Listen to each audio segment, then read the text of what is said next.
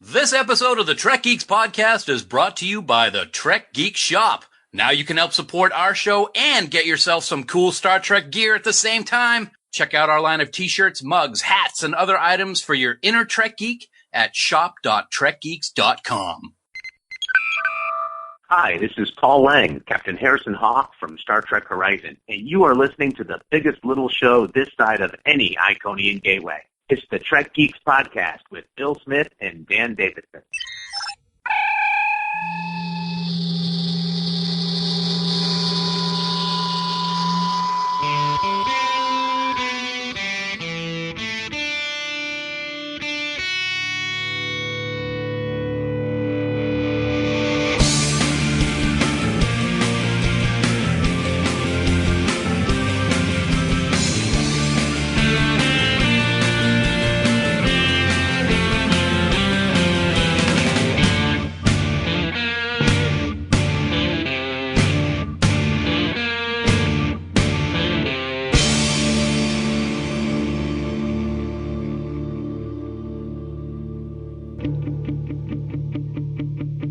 The biggest little show this side of the Alpha Quadrant. Welcome, one and all, to Trek Geeks, a Star Trek podcast, and episode number 66. I'm your co-host, Bill Smith, and joining me as he does every single episode. I haven't figured out how to get rid of him yet, but until he stops coming, I'm going to keep introducing him.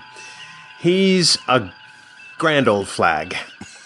He is Purple Mountain's majesty. He's a Yankee Doodle dandy. He's the incredibly patriotic Dan Davidson, and long may he wave.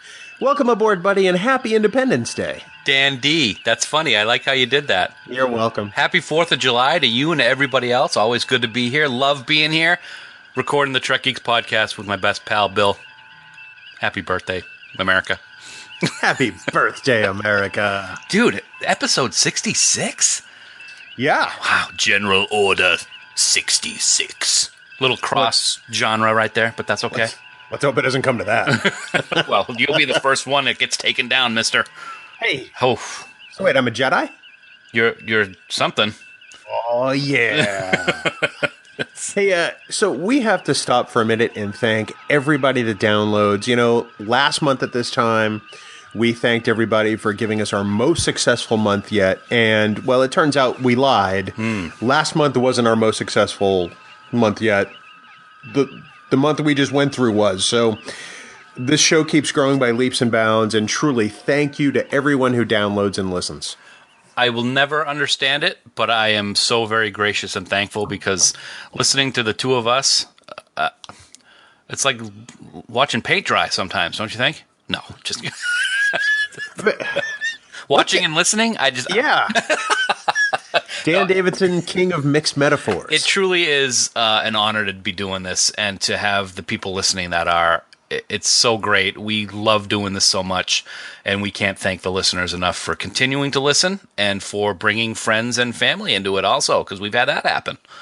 You know, one of the best byproducts of starting this podcast has been all of the Trek friends we have made in the last year and a half, and it's the best feeling in the world. It is. It is. Well, Dan, we should probably also say happy birthday, Omega 4. But before we get to that, why don't you tell our new friends how they can get in touch with us? Certainly, yeah. As always, on Twitter, Facebook, and Skype, our handle is Trek Geeks. You can also send us an email at trekgeeks@starfleet.com. Or you can give us a call and leave a voicemail message in two ways. You can call 508-784-1701. Or if you want to go online, go to speakpipe.com/trekgeeks and feel free to leave a message there. Also, lots of great conversation going on in our official Facebook group, Camp Kittimer. That's over at facebook.com/groups/Camp Kittimer. So go right over there, ask to be let in, and we'll let you right in. And for a bonus for joining Camp Kittimer, we're going to give you early access to these podcasts. And that's a pretty cool thing. So, I love it. It is. It's great. So just remember, we have the right to use any comments or messages that you leave in any of these places, and chances are we're going to say something about it on a future episode. And as that is finishing up, I am going to send it back to the studio to Anchorman Bill Smith. You stay classy, Dan Davidson. Thank you so much. That was a great report for the field. We do that just for Drosa, no, I think. Well, we are his 47th favorite podcast, right? On Thursday. Yes. Okay. Good. And we don't even come out that day.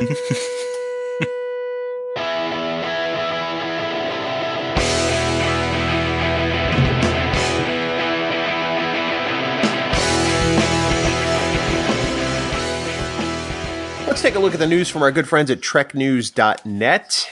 They are, of course, our first stop for Star Trek news, and we hope they'll be yours too. And Dan, first up this week, it looks like an old friend has come back to us. This is unbelievable. The more I have seen, the more impressed I am. For 2.5 years, the original Starship Enterprise that was used during filming back in the 60s has been in a retro. It's been in dry dock or space dock getting a refit. And it is finally back on permanent display at the Smithsonian. And it looks unfreaking believable, doesn't it? It really does. You know, I saw it probably about 10 years ago in the gift shop of the Air and Space Museum when it was in the basement. And it didn't look quite right because they had tried to fix the external wiring on the port side. And they added lights where there weren't supposed to be lights. But I have to tell you, looking at the photos of this restoration, it is the way I imagined it was 50 years or more ago. Yeah, it is breathtaking, and it makes me want to go down to Washington D.C. just for that, just to see that, because it is that amazing. Have you never been to the Air and Space Museum? I have. It was high school years, so we're talking 30 years ago. And I don't really remember much of it. I believe it was there when I went, but I don't recall. I might be mixing it with maybe the Enterprise hanging from the Vegas experience. I'm not sure, but right. But yeah, it's been a long time since I've been to the Smithsonian. That 11-foot shooting model used to hang from a ceiling somewhere in the Air and Space before they moved it to the basement gift shop. Okay, then I did see it at the Smithsonian because I remember it hanging, so I believe that's where I did see it, yeah. That was a long time ago. A long time ago, sir. We're not young chickens. Well, speak for yourself. Dan, next up in news, Bryan Fuller has had some interesting things to say about the new Star Trek series premiering on CBS All Access in January. I thought it was great that he brought these things up because there's been a lot of rumors out there for a lot of weeks about when it's going to take place and is it going to be this type of series or not. And although he didn't really answer anything definitively, he did squash some of those rumors. One of them being that it is not going to be an anthology show, which has been widely spinning the last few weeks. And I'm not disappointed by that revelation.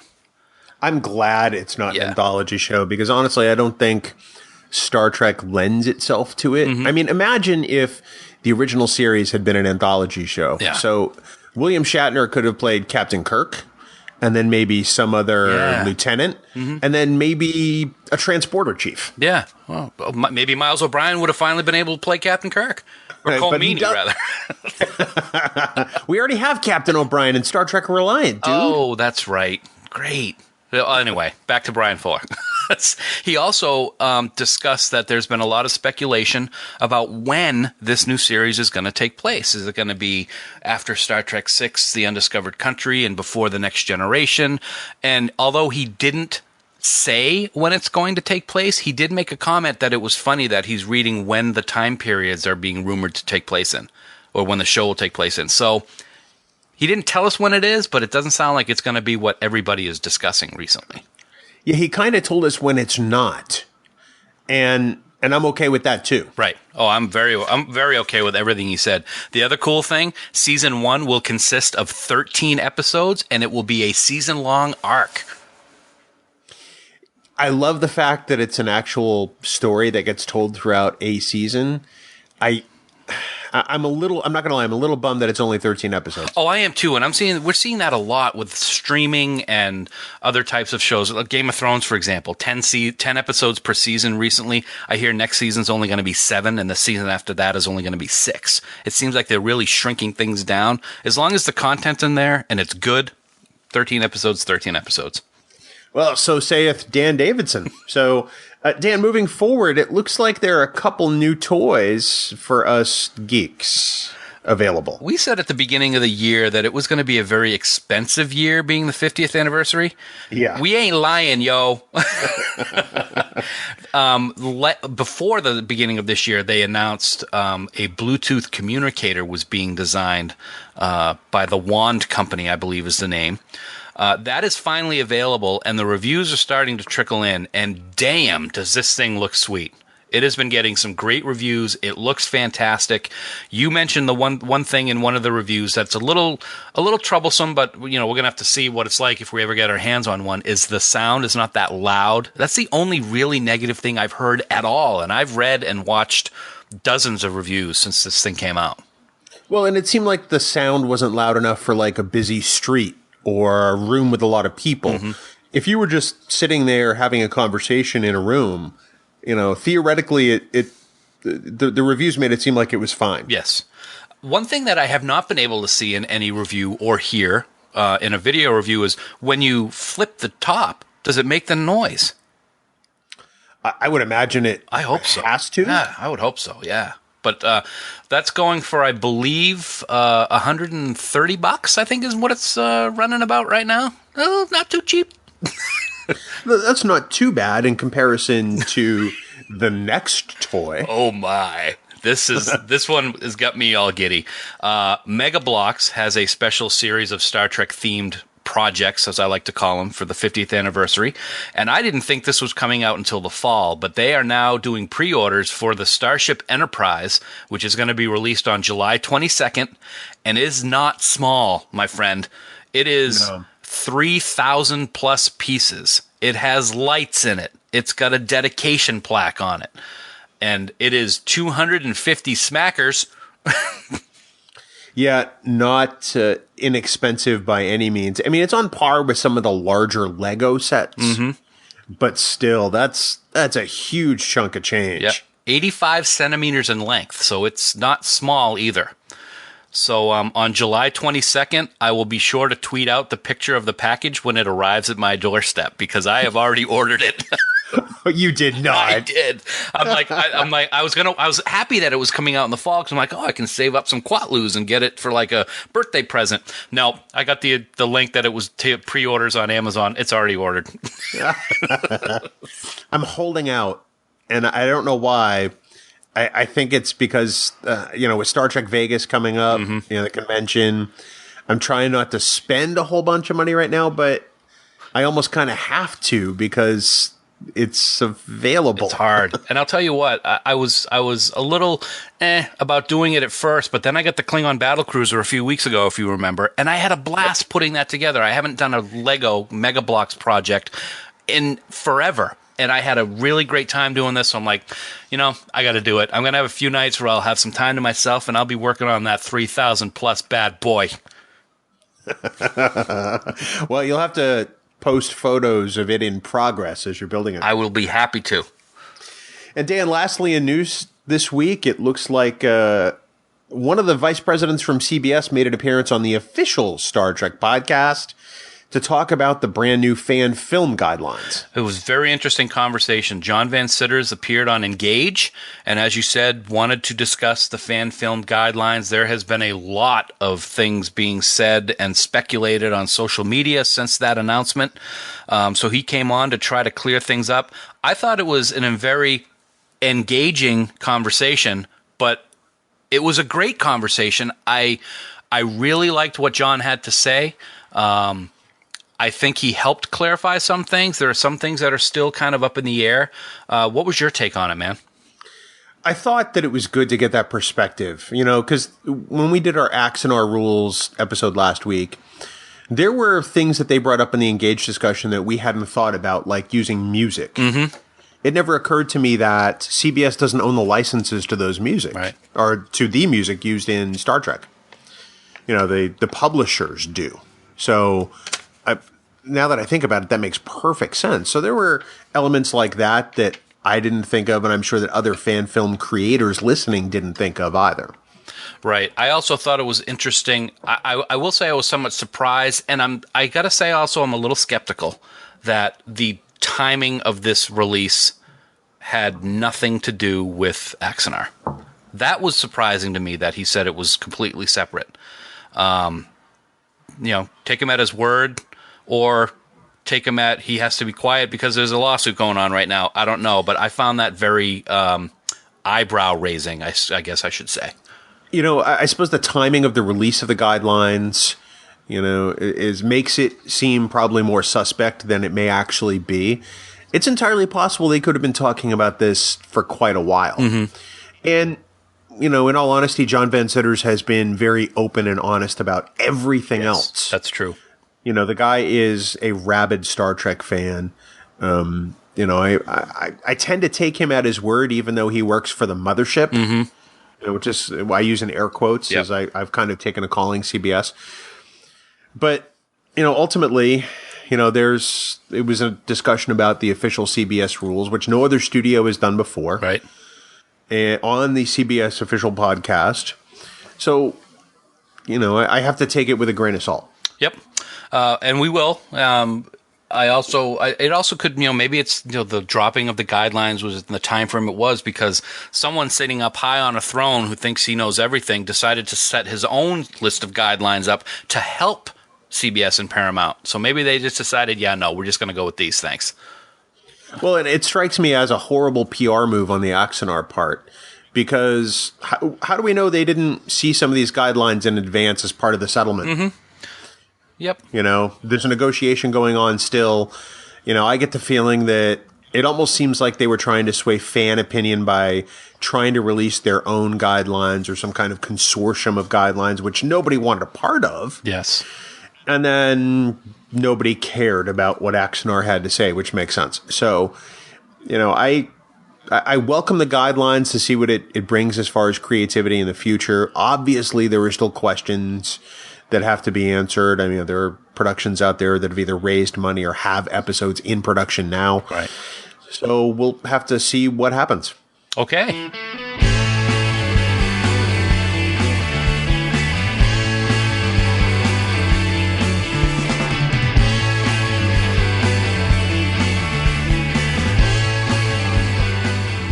So, Dan, next week, we are going to announce the winner of the very first $25 Amazon gift card in our iTunes subscribe and review effort. I think that's pretty exciting. That is pretty awesome. We've been getting tons of reviews, and we really appreciate them.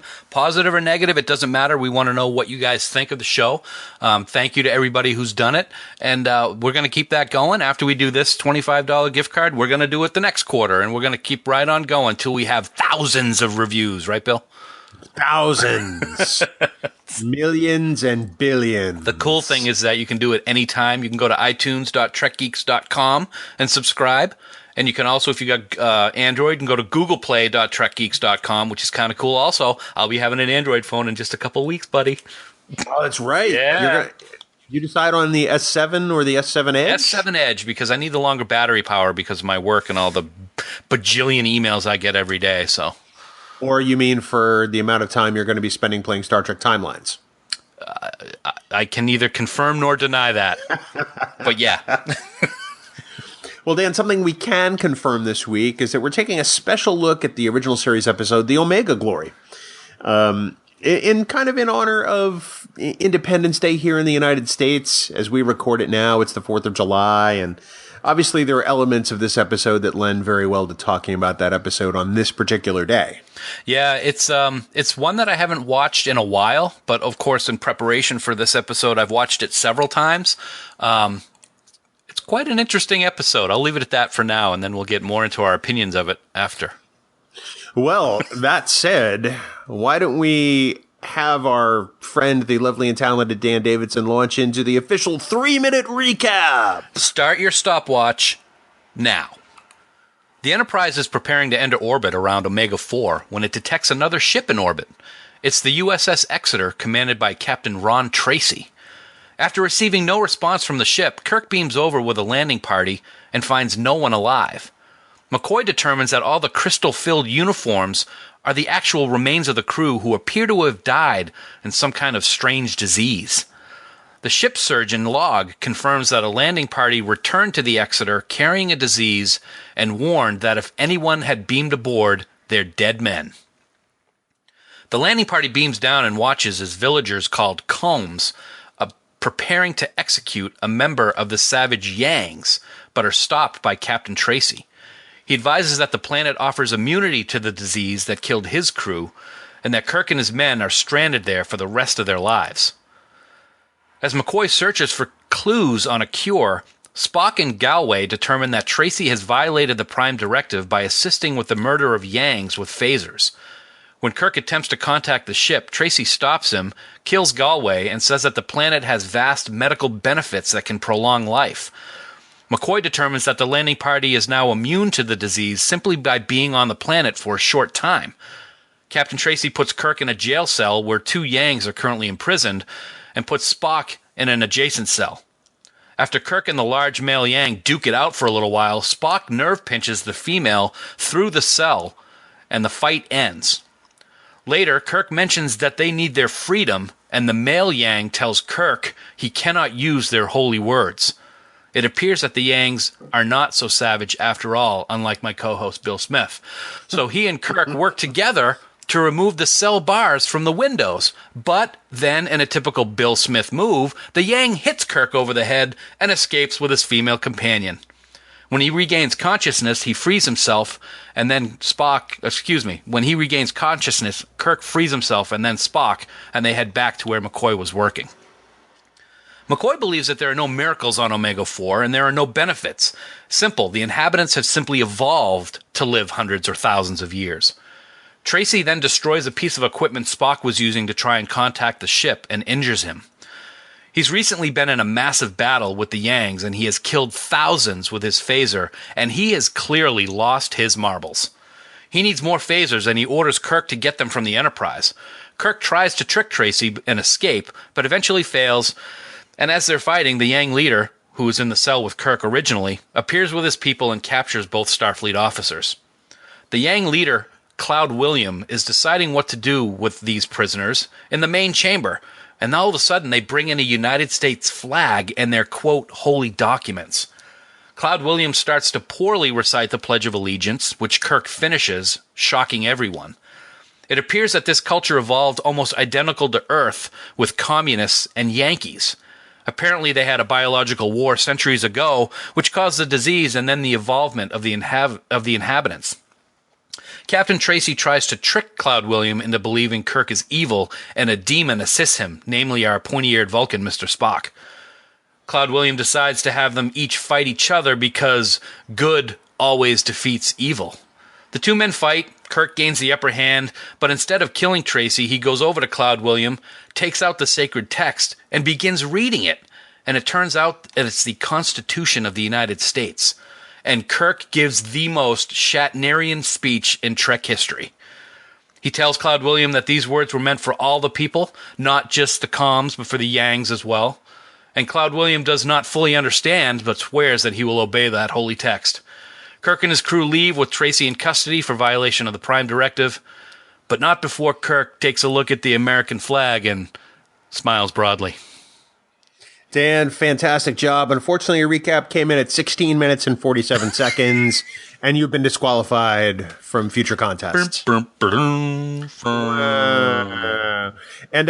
seriously, great job with the recap. And for the rest of this episode, I would like to be addressed as Cloud William. I'm just saying. You kind of look like him. What? You're going to get like a big fur coat and some blonde hair, and you'll be just like him. Yeah, it's too bad nobody we know has gotten some blonde hair this week. Exactly. You know what? If you're going to be Cloud William for the rest of the episode, you have to talk like him. Well, but they slowed his voice down. Except for on the preview. Right? I think that, probably one of the things that stands out in this episode to me is Captain Simon Van Gelder. Oh, he is a good crazy man, isn't he? Morgan Woodward plays one of the best unhinged crazy guys in all of television. Yeah. And he does it in both episodes that he stars in. He's great in this. And what I like about it is you can see that at the beginning he's a little twitchy, but after that phaser fight where just thousands of Yangs were coming over the hills, he just goes nutballs. Oh, without a doubt. And my dogs just went nutballs down the stairs for anybody who was wondering what that was. That's great. Just draw attention to it, buddy. No one will notice. That's okay. Yeah, he's got wild eyes. And he sweats profusely. He does. I will say one thing, though. I found it odd. In every Star Trek episode, Kirk does his Kirk karate chop or whatever, or his Kirk leg kick, and he always does great. This guy, like, is heads above Kirk's moves when he does his karate chops, and he's smiling the whole time he does it. Wha-boom! Yeah, and it's interesting. Later in the episode, he's like, don't fight me, I'll win. I'm like, whoa, Wow. He's got bigger brass than Kirk. Yes, they train him good there at Starfleet Academy. There must be a class on Kirk Fu at the Academy. Yeah, it was good. But I also found it very interesting how how they were tied together for that battle by the hands, and they kept trying to pull each other. It was like a tug of war game. That was kind of funny. I thought it was a really, well choreographed fight scene, honestly. Yep. And Kirk saves him again, just like the Gorn. He just won't take that final chop. Well, because, we're supposed to be better than that at this point in our evolution as humans, right? True, absolutely. Interesting trivia. This is actually the second of 3 times the Enterprise encounters another Constitution-class starship where the entire crew is just dead. That's something that I found really... This is something I liked the most, I think, about this episode, was that beginning where their uniforms were just laying there and their crystals hadn't, hanging out the wrists where their hands would be or where their neck would be. I thought that was a very, very chilling scene. I remember seeing that as a kid, and it freaked me out. Yeah. It's so powerful that there are some retro posters that have been made over the years. And for this episode, that's what the poster is. It's a uniform with salt crystals coming out of it. Yeah. It's rock salt. It's pretty awesome. For all intents and purposes. Can you name the other 2 starships that we see in Star Trek where the crew is dead when the Enterprise finds them? Oh, man. I would say that the Tholian Web would be one because they were, dissolving. And what starship was that? That would be the Defiant. That's correct. And the other? The Doomsday Machine, if I remember correctly. But technically, Decker was still alive and the crew wasn't dead. They were just gone. Well, they were dropped off on a planet that the Doomsday Machine destroyed. Well, yes, but they weren't dead on the starship. Well, that wasn't what I said. Okay, all right. I misunderstood you. But there was nobody there but Decker. But Decker was still there, so technically part of the crew was still there. Well, but Tracy was technically still there. He was just on the planet. Don't you think I know that? There was. But not anymore. 2 good episodes. That's true. And speaking of Constitution-class starships, I gotta say that the remastered version of this is breathtaking. When the 2 ships are in orbit over Omega 4, it looks phenomenal. Even when the Enterprise is approaching, Yeah. and you see the Exeter in the distance, it's a great piece of work. Yeah, it is great. It's so much better than the original, and I know there are going to be people who hate that I've said that, but it looks beautiful. The work that they did on these remasters just makes the original episodes so much more amazing to watch. It's not taking away anything, I don't think, from the original series. They would have been going into orbit. You would have seen a purple planet in the bottom left corner with nothing in orbit, and then they would have kept showing the Enterprise by itself, even though it's in orbit with the Exeter. It just looks stunning. I really, really like what they did with it. Another thing that occurs to me in watching this episode, because like you, I hadn't watched it in several years. We have yet another episode of Star Trek that deals with a parallel Earth type culture. Yeah, this one seemed a little bit more far-fetched to me than others because it didn't seem that they're like, let's take, for example, a piece of the action. That was due to something that was brought to that planet that the inhabitants took and built a society out of. There's no indication that this planet had any prior visitation by Earthers, and it's just a coincidence that they had the United States flag and the Constitution and Yankees communist. Very, very, very questionable, but it worked for the episode, I suppose. Did it? Because how in the hell do they wind up with the Constitution of the United States of America and the American flag and the Pledge of Allegiance? Well, I just say that it works for the episode. I don't think it makes sense at all. But for what they wanted to do with this episode, you throw in one of these weird abstract possibilities and Spock will compute the odds to decimal point, whatever. Well, but I mean, that would be true if they came up with their own stuff. But the fact is they had our stuff. And for me, I don't know if it makes the episode work or not. In fact, for me, it makes it lean toward the episode doesn't work because they didn't even explain how that could be remotely possible. Okay. No, I totally understand what you're saying. How many scripts have we seen in different shows, not only Star Trek, but other shows that just absolutely make no sense, but it's just something that they wanted to do. As a matter of fact, Gene Roddenberry, I believe, wrote this one, and at first the network said, we're not doing that. This doesn't make any sense. And he pushed it through in season 2 so that they had to do it. And if I remember reading correctly, he actually nominated this episode himself for an Emmy. For what? I like myself. I'm going to give myself an Emmy. Sound editing? No, definitely not for sound editing. No. If you notice, there's a couple scenes with the female the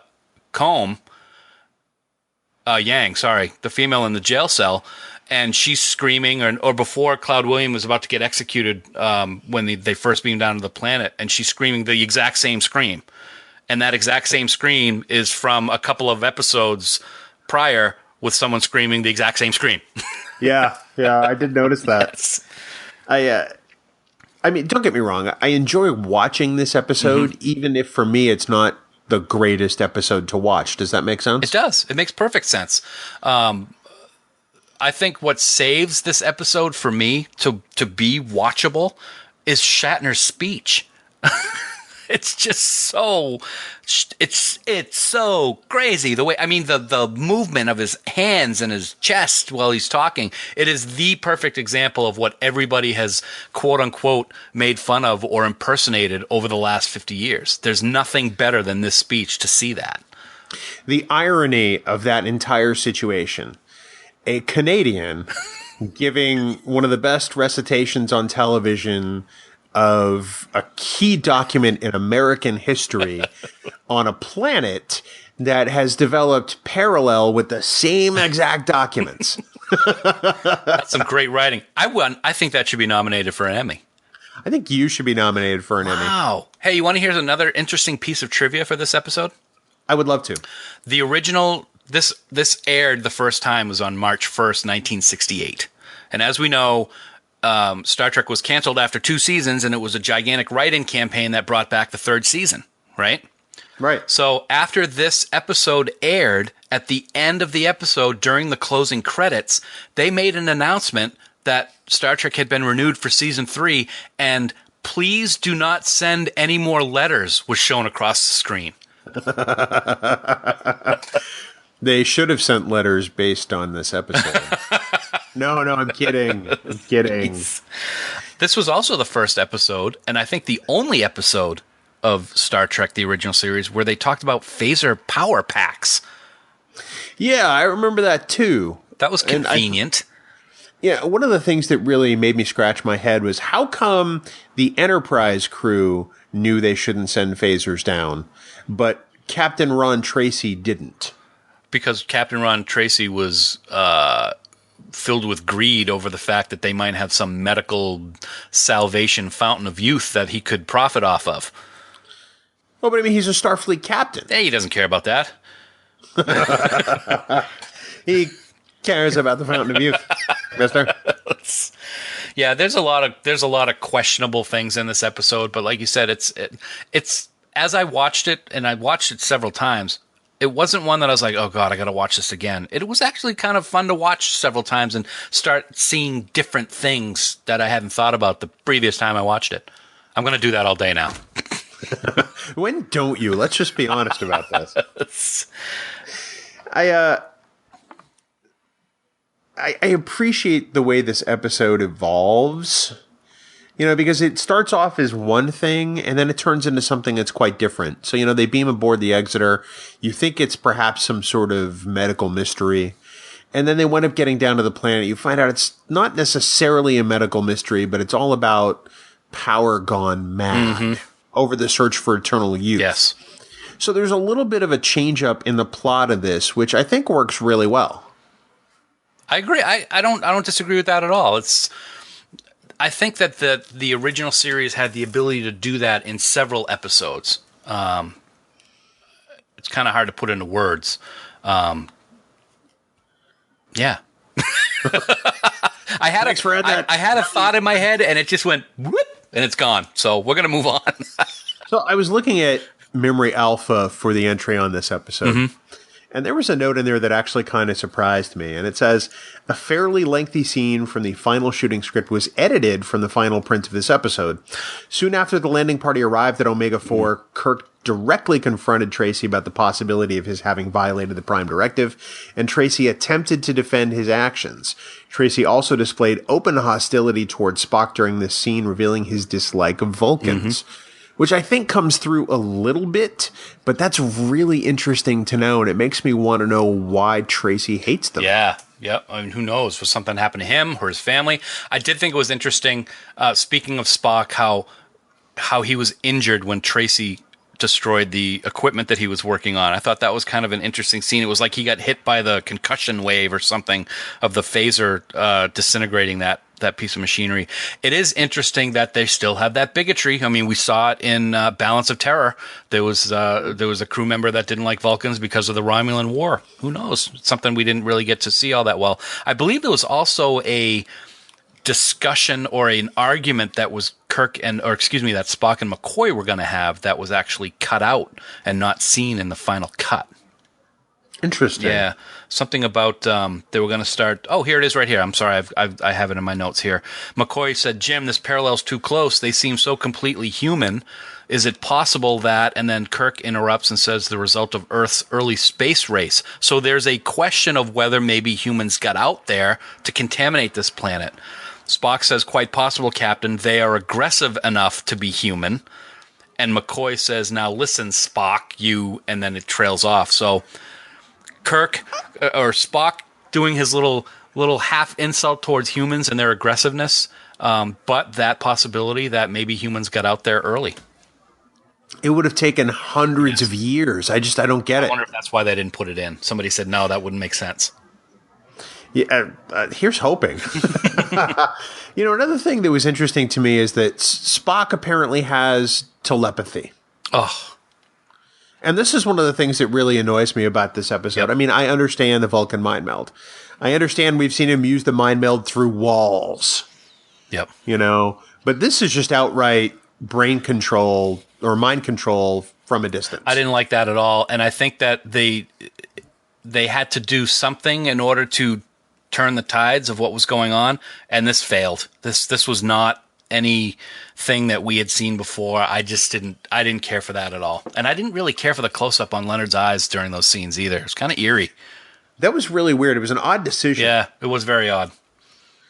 Do you like this episode overall? Before the last couple of weeks, I would say no, which is why I hadn't watched it in several years, because it wasn't one that I would be like, oh, I want to watch the Omega Glory. After watching it several times, I would say that I enjoy it, but don't like it. Interesting. What's the line of demarcation for you? There's just too many mistakes. And we talked about several of them. There's too many things in this episode that don't make sense. But at the same time, I like it for the Star Trek story and what's going on. Like I said, the very beginning with the disease and what the crew of the Exeter looks like. Captain Tracy's performance is just phenomenal. The Shatner speech. There's a lot of things to like in the episode without liking the episode. Does that make sense? I suppose that's true. You figure they had 3 or 4 different elements that could have made separate episodes on their own. Mm-hmm. I think there was some, of course, it's back in the 60s, so it was a little bit different. There was a little bit of, I don't want to say racism is the right word, but okay, the Combs were all, he was a big, strapping, Caucasian male, and the Yangs were Asian older people for the most part, or tried to be with the makeup that they used, which clearly didn't work all the time. I thought that was a little of the time, I think would be the best way to put it. I thought the whole comparison between the Yangs and the Combs was just incredibly heavy-handed, to the point where they literally spelled it out in the episode. Yeah. Yangs being Yankees and Combs potentially being communists. Yep. I get that Star Trek has always dealt with modern-day issues, but come on. They had to talk about the Cold War somehow. Well, it almost seemed like this was more about the Cold War and Vietnam at the same time, with so much bonk on the head, it was driving me crazy. I was waiting for the space hippies to walk in and start singing some songs. Stepping out to eat, hey, brother. Hey.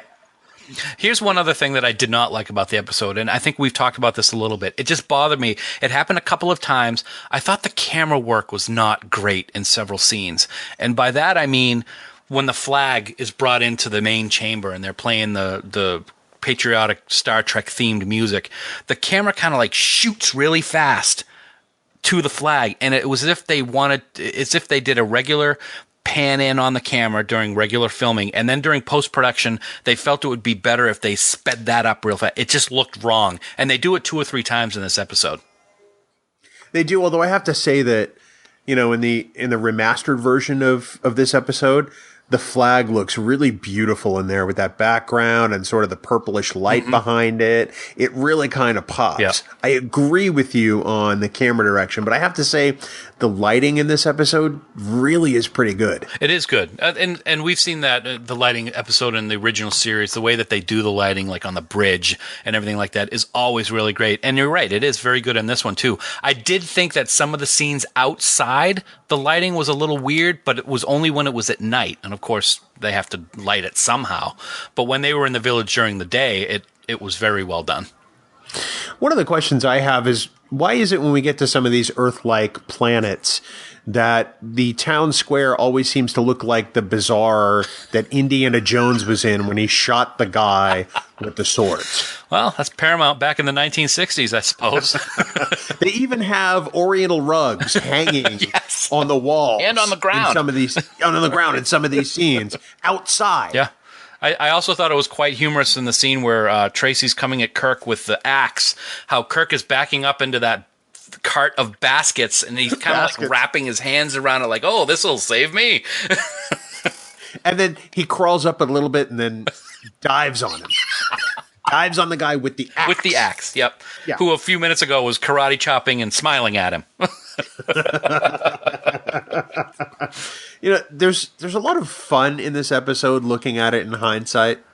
I don't take it as the most serious episode of Star Trek, even though it's meant to be very serious, just because there were things like that make me sit back and go, really? Really? Yep. But there's a lot of episodes like that, and this might be at the top of the list. Well, I mentioned bonk on the head. We'll have to talk about that episode someday, too. Oh, I think I'm on vacation that day. At some point it's got to happen. Yeah. You figure there's 700 episodes of Star Trek. We got to hit it at some point. Well, number 700 then, man. That or, I don't know, the hopscotch episode from Deep Space Nine. What, time Move Along Home? Yeah. Alan Moraine. Wow.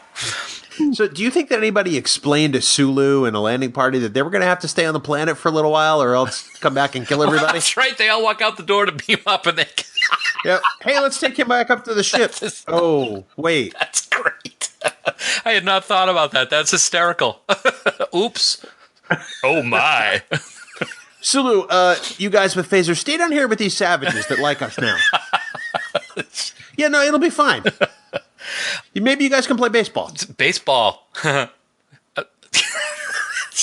I did not think of the fact that what if he did beam up early and they forgot to, Kirk's like, oh, okay, fire to beam up. And as they're in mid-beam, he's like, oh, fuck. One other very cool thing that I would have liked to seen, and I'm sure we would have seen it if it had been filmed in present day. The chief medical officer on the Exeter, Dr. Carter, was in the captain's chair making that log entry, and then he kind of like starts having an effect and he goes off screen. They were going to show him dissolving originally in the script. That would have been really interesting. Yeah, that would have been cool. But I bet they probably skipped it for budgetary reasons. Or back in those days, that would be considered too violent on television. Maybe, but you figure that's one more special effect they have to pay for. Right. And this is late season 2, so they're already getting into the budget crunch. Yeah. Did you ever have the Viewmaster reels for this episode? No, I did not. I saw some folks talking about it online, and I'm like, wow, that would have been kind of cool. I did not have that. I vaguely remember having them. Really? That's yeah, pretty awesome. I do. And I wish I still had them now because that would be amazing. But I can remember going through this episode with my Viewmaster and changing the reels and stuff. And I had the $6 Million Man one with the Bigfoot episode. I remember having that one. But I definitely remember this one. And it took somebody mentioning it on Camp Kittimer to actually bring that memory back. That's pretty awesome. I'll tell you what, if you did have it present day, I would love to see it. And I can assure you that I wouldn't drop it. I don't believe that for a second. You'd be playing Frisbee with those things. You'd be using them as drink coasters. I'd be like, is this a Kodak disc film? Wow, there's an obscure 80s reference. Yes, sir. Did you notice that Scotty and Chekhov didn't appear in this episode at all? Where were they? And I'll tell you what, and we'll get back to that in just a second, but Sulu was awful comfortable whenever he was talking with Uhura, or near Uhura, wasn't he? Kind of leaning on the console. But yeah, those two were nowhere to be found in this episode, voice or in person. I thought it was a little bizarre, I'm not going to lie. It's odd. And it was nice to see, well, his name kind of changed a couple of times through this episode. It was either Galway or Galloway or Galway. Yep. It's a shame that, that his character met the ultimate red shirt fate. But he shows up later. He shows up later. I love that continuity of the original series, don't you? I do. Maybe it was some of that magic blood that they used in Into Darkness. Maybe it made its way into this timeline. That's very good. Yeah, he showed up in Day of the Dove as somebody else. Yep. And then he was Galloway in the final episode of the series. That's right. Turnabout Intruder. Yep. Interesting stuff. So maybe he's a shapeshifter? Oh, the first changeling. Yeah. Oh, I think we got a story here, man. Or maybe he could be a Carmeloid. Want to do a fan film? We got to limit it. We'll put you in charge of the fundraising. I can't be trusted. Okay. Well, that could go. So, Dan, final thoughts on the Omega Glory on this Independence Day.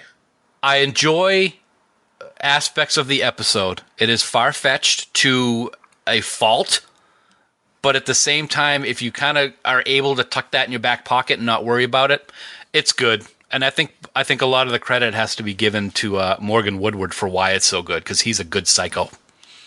He really is. He really makes this episode watchable.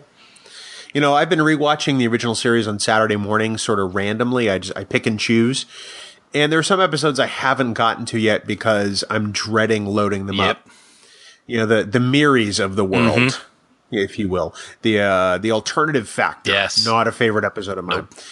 And the Omega Glory is sort of in the middle between episodes I really want to watch and episodes I don't want to watch, but I know I'm going to at some point.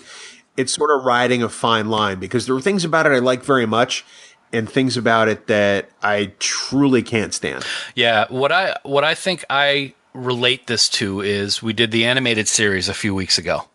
Yeah. I had not watched the animated series in 30 years because I remember not liking it and I didn't want to watch it.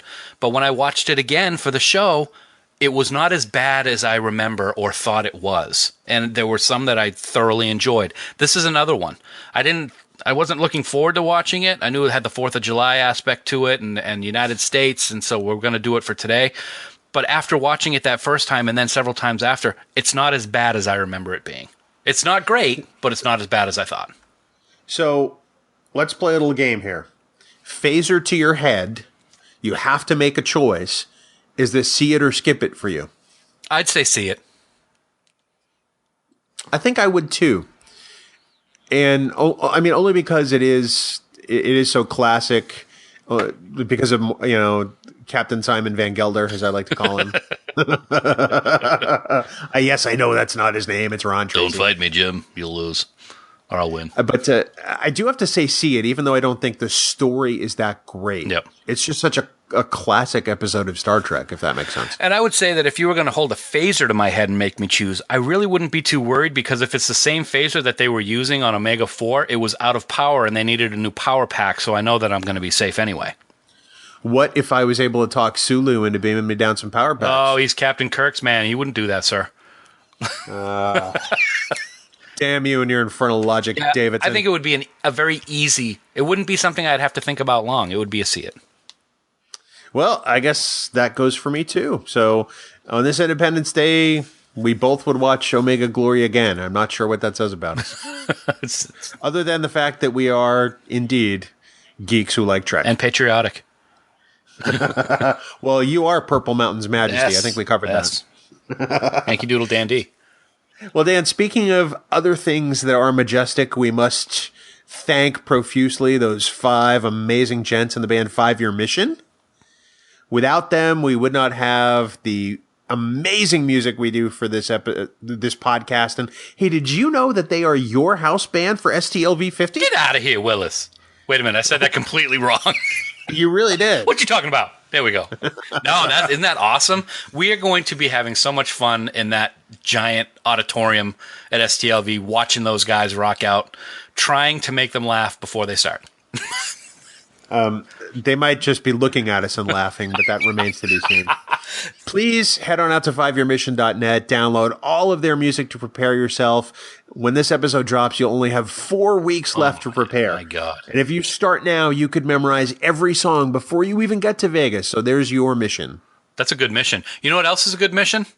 What's that, Dan? I watched Return to Tomorrow the other day. My Really? special Mirror Universe episode of Return to Tomorrow. It was kind of cool. There's Thalassa, my Thalassa. And there's Hanok, big bad Hanok. And then, have no fear, Farkon is here. I should have known you were going there, and something inside me didn't even put it together. That's why I'm here, man, to surprise you. Farkon. Yeah. He is too far gone, I'll tell you that. Yeah, I think you're too far gone. And speaking of which, Dan, why'd you tell us what's coming up next week? Finally. Oh, my God, dude. It has been pushed out a few times due to all the recent news that required us to reschedule stuff. But next week, we're doing it. Because, damn it, Chloe, we're running out of time. And time is the fire in which we burn. Time's up. No? Okay, we're going to discuss Voyager's 100th episode, Timeless. But you said it wrong. It's Time's Up. I know. I saw the look on your face as I was doing the other quotes, and it was like, really? You're going with those? So I just said it. Well, when you did Time is the Fire in Which We Burn, I almost, expected you to put on a little performance. Time is the fire in which we burn. See, much better. Okay, all right, we'll use that one. All right, so coming up next week, Timeless, Voyager's 100th episode. I can't wait. I look forward to it. Yeah, it's been a while coming, and it'll be interesting. I mean, there's specific reasons why we decided to discuss this episode, and we'll get into that as well. So it'll be fun. Timeless. For more great Star Trek discussion, please check out our friends at the Tricorder Transmissions. Online at thetricordertransmissions.com. They just dropped another episode of Shore Leave, and as we get closer to STLV, that podcast is becoming more and more important, so please check them out. And of course, for all the latest news and all things Star Trek, please visit treknews.net. For now, this has been episode 66 of Trek Geeks, a Star Trek podcast. We do hope you all live long and prosper. Coconut! I like coconut. Gummy. Little retro.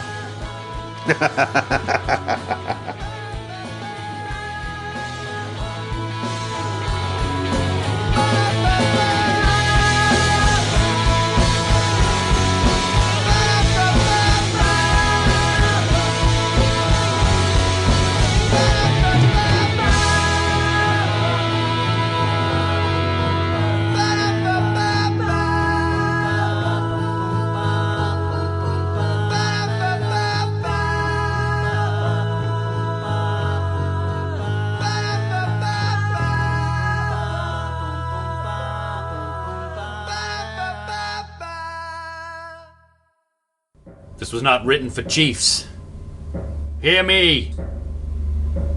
Among my people, we carry many such words as this from many lands, many worlds. Many are equally good and are well respected, but wherever we have gone, no words have said this thing of importance. It's quite this way. Look at these 3 words, written larger than the rest, with a special pride never written before or since. Tall words, proudly saying, "We, the people." That which you call e plebnista was not written for the chiefs or the kings or the warriors or the rich or the powerful, but for all the people. Down the centuries you have slurred the meaning of the words "we, the people of the United States," in order to form a more perfect union, establish justice, ensure domestic tranquility, provide for the common defense, promote the general welfare, and secure the blessings of liberty. To ourselves and our posterity do ordain and establish this Constitution. These words and the words that follow were not written only for the Yangs, but for the Khans as well. They must apply to everyone, or they mean nothing. Do you understand?